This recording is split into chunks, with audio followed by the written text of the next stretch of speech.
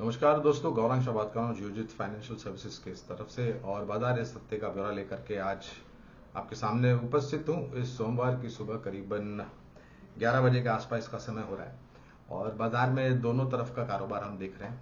शुरुआत थोड़ी बहुत कमजोर, फिर ऊपर की तरफ के दायरे, फिर बिकवाली, फिर ऊपर की तरफ के दायरे। कहने का तात्पर्य है कि जैसे हमने पिछले हफ्ते और उसके पहले हफ्ते बताया था, पिछले 2 हफ्तों से जो जानकारी हम दे रहे हैं कि बाजार में धीरे धीरे करके जैसे जैसे हम चुनाव के तरफ आगे बढ़ेंगे तो उठापटक, वोलेटिलिटी जिसे हम कहते हैं, वो और भी हावी हो सकती है। और खास करके एक चीज ये भी ध्यान में रखनी चाहिए कि हम सर्वोच्चम के स्तर के आसपास चुनावी माहौल में जा रहे हैं। इस करके थोड़ा बहुत सचेत रहने की जरूरत है। आगे बढ़ने से पहले आपको स्तर बता देता हूं। इस सोमवार की सुबह करीबन 11 बजे के आसपास 72,640 का स्तर है सेंसेक्स का।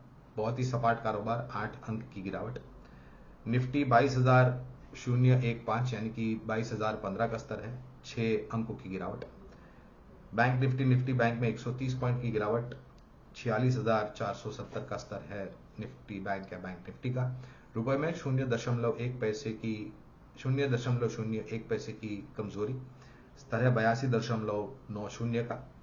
और कच्चे तेल में हम इजाफा देख रहे हैं, 85.64 प्रति बैरल का स्तर है ब्रेंट का और 81.41 प्रति बैरल का स्तर है नाइमेक्स का। ये उछाल जो कच्चे तेल में हमने देखा है दोस्तों, वो 2-3 कारणों को लेकर के। एक तो थोड़ी बहुत मांग को लेकर के, दूसरी तरफ कटौती को लेकर के कुछ खबरें आई हैं ओपेक प्लस देशों द्वारा, और तीसरी तरफ हुती और सोमाली पायरेट्स या हुती रेबल्स के तरफ से जो आक्रामक परिस्थिति समुद्र में की गई है, उसके कारण ये उछाल देख रहे हैं। और संभावना ये है कि शायद थोड़ा बहुत और उबाल कच्चे तेल में आ सकता है। रुपए में कमजोरी शायद 83 के तरफ जा सकती है, 83 रुपए प्रति डॉलर का भाव हो सकता है, ये एक संभावना है। और अगर आपको याद होगा, जब ये 83 के पार था तब हमने आपको बताया था कि 83 और उसके नीचे के स्तर आ सकते हैं। और 82.60 के स्तर देखे रुपए में, मजबूती डॉलर के सामने, और फिर ये कमजोरी। तो रुपए में थोड़ी और कमजोरी, 83 के स्तर, और कच्चे तेल में ब्रेंट और नाइमेक्स में शायद थोड़ा बहुत और ऊपर का रुझान। अब आते हैं बाजार की तरफ। दोस्तों, घोषणा की गई है लोकसभा चुनाव के तारीख की। 7 चरण में ये चुनाव होंगे और स्वतंत्र भारत के इतिहास में ये दूसरा सबसे बड़ा चरण होगा 7 दिनों का। जाहिर है इसको लेकर के बाजार में उठापटक होने की पूरी संभावना है। और क्योंकि ये इतना लंबा चलेगा चुनाव, तो पॉलिटिकल पार्टियों के तरफ से, राजनीति पार्टियों के तरफ से बयानबाजी, कुछ घटनाक्रम को लेकर के परिस्थिति खराब होना वगैरह वगैरह, सब चीजों की उम्मीद रखनी चाहिए, क्योंकि ये दूसरा सबसे लंबा चुनावी माहौल होगा।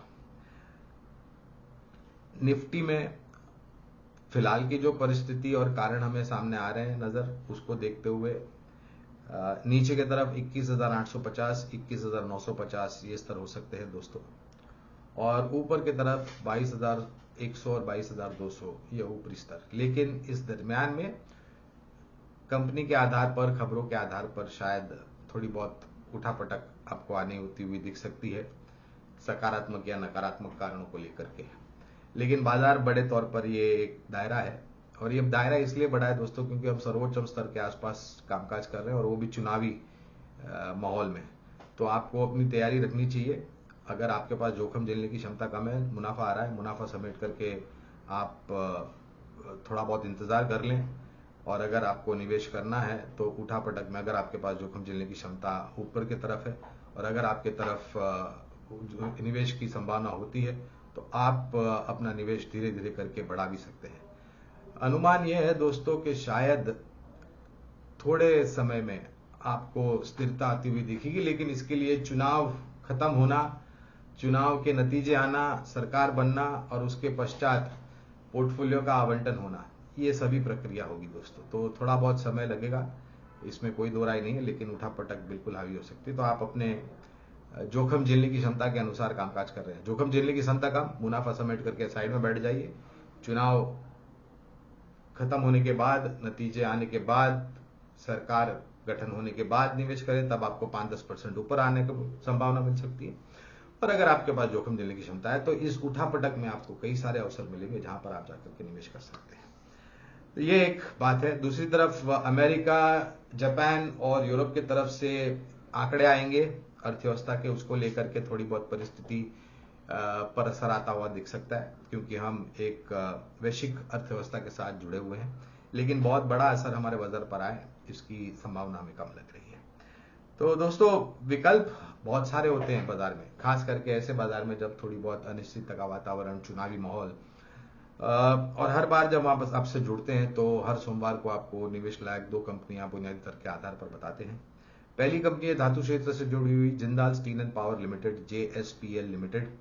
ये कंपनी में अगर आप देखे जाए तो ऋण को लेकर के थोड़ी बहुत समस्या थी काफी समय पहले, लेकिन अब निर्णायक तरीके से उसको कम किया गया है और कारोबार को लेकर के स्पष्ट रणनीति जमीनी स्तर पर लागू करते हुए एक बेहतरीन सुधार आपको कारोबार में आता हुआ दिखा है, और इसकी झलक आपको आंकड़ों में भी दिखी है। तो पहला विकल्प है दोस्तों JSPL, Jindal steel and power limited नाम हुआ करता था इसका, अब इसका नाम JSPL है। ध्यान रखें दोस्तों, ये बुनियादी दर के आधार पर जो है, छोटी मध्यम अवधि के लिए बिल्कुल नहीं है। अनिवार्य होगा आपके लिए 12, 16, 18 महीना या उससे ज्यादा की समय सीमा रखना, क्योंकि ये बुनियादी दर के आधार पर है। दूसरी कंपनी है कृषि उत्पादन से जुड़ी हुई, अनाज से जुड़ी हुई कंपनी, FMCG क्षेत्र से जुड़ी कंपनी LT फूड्स लिमिटेड। दोस्तों, जिस प्रकार से सरकार का प्रयास रहा है ज्यादा से ज्यादा कृषि उत्पादन हो ताकि उसका लाभ किसानों को मिल सके, हमारी निर्भरता जो कुछ पहलुओं पर इंपोर्ट्स को लेकर के वो कम हो सकता है, और जिस प्रकार से हमारी जनसंख्या है, हमारा आकलन ये कहता है कि आने वाले समय में वो कंपनियां जो कि कृषि क्षेत्र से जुड़ी हुई है, जैसे कि LT फूड्स लिमिटेड, उस पर आपको ध्यान देना अनिवार्य होगा। नतीजे अच्छे आए हैं और ये निरंतर आने वाले समय जाएंगे। भारत में तो ये अपने स्थापित कारोबार है ही, लेकिन एक्सपोर्ट मार्केट भी अच्छा है जिसका फायदा इनको मिल सकता है। तो 2 विकल्प है दोस्तों, LT फूड्स लिमिटेड और JSPL, बुनियादी दर के आधार पर लंबी अवधि के लिए 12 से 16 से 18 महीने की समय सीमा या उससे ज्यादा, अगर आपको निर्णायक तरीके से इसमें मुनाफा कमाना हो। और एक बात, पूरी ताकत लगा करके एक समय पर निवेश मत कीजिए, किश्तों में निवेश कीजिए, अनुशासन ध्यान में रखिए, शुरुआत कीजिए इस तरह से, और गिरावट जब आती है तब आप और जोड़ सकते हैं। हमारी बात शांतिपूर्वक सुनने के लिए आपका बहुत बहुत धन्यवाद। अगले सोमवार को आपसे फिर मुलाकात होगी, तब तक के लिए मुझे आज्ञा दीजिए। धन्यवाद।